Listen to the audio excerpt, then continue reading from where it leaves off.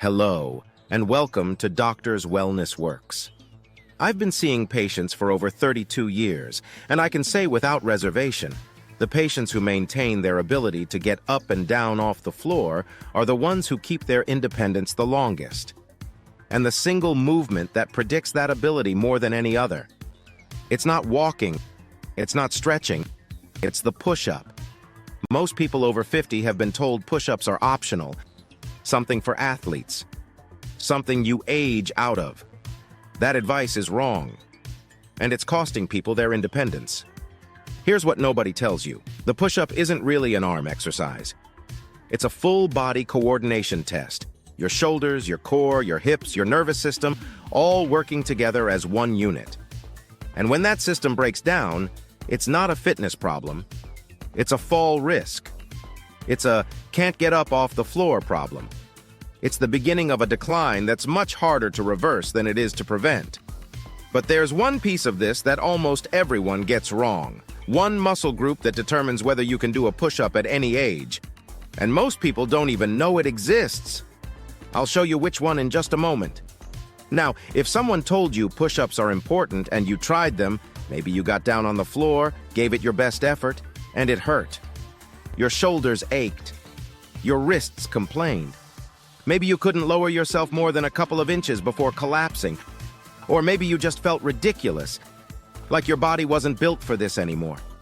I want you to hear something. That experience, the pain, the frustration, the feeling that your body let you down, that's not evidence that you're too old for push-ups. It's evidence that no one ever taught you how to do them correctly. I had a patient, mid-60s, active, walked every day, played golf on weekends, who told me she hadn't attempted a push-up in 20 years. Her last attempt left her shoulder aching for a week. She was convinced push-ups were off the table forever.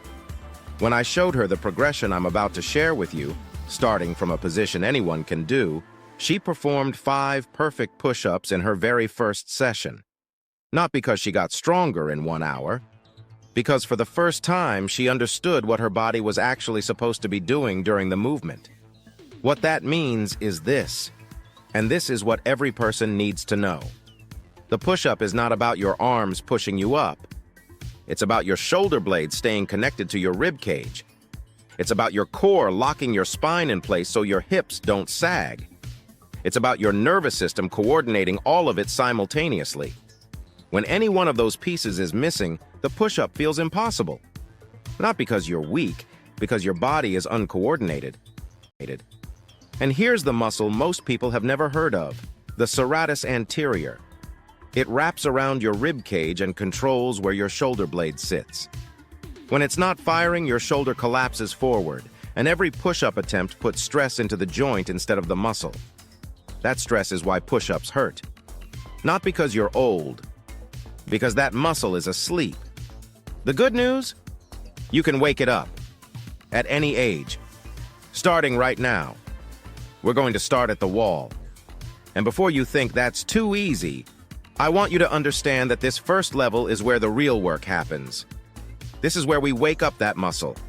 Stand facing a wall, arms extended, palms flat against the surface at shoulder height. Your feet should be about 2 feet back and far enough that you feel a slight lean.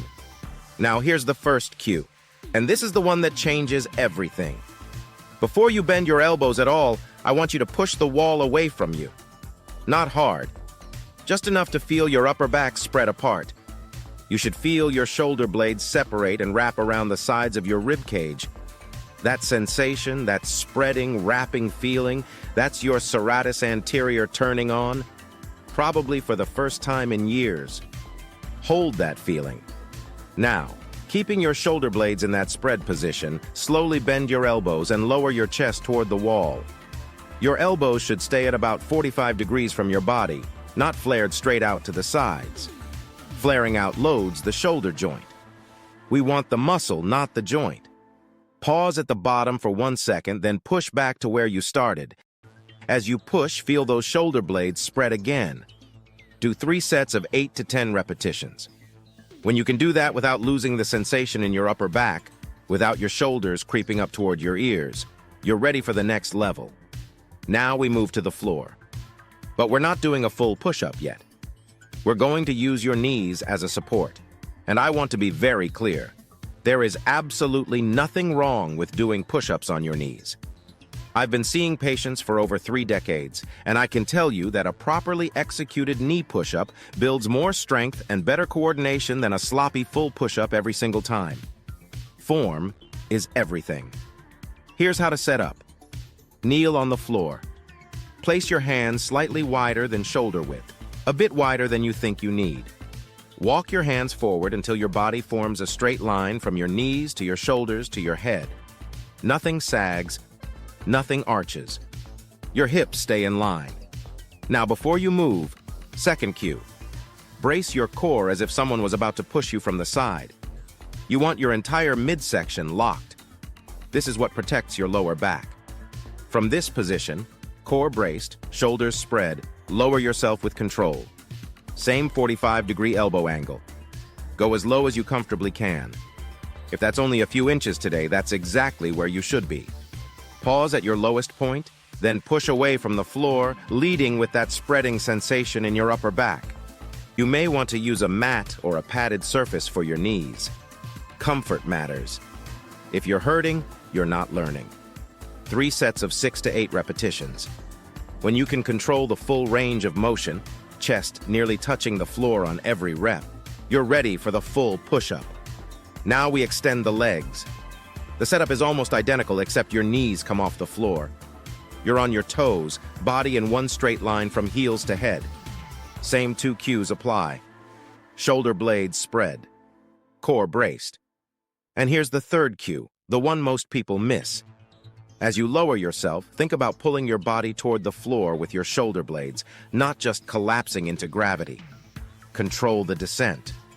The lowering phase is where the coordination happens. If you can only do 1 rep with perfect form, do 1 rep.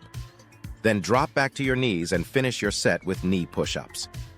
This is called a mechanical drop set, and it lets you build full push-up capacity without compromising form or risking injury.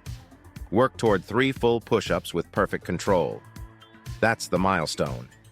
Once you own 3, you'll build to 5, then 8, then 10, faster than you think.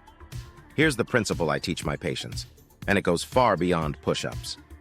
Your body was designed to push itself up off the ground. If it can't do that, something is disconnected.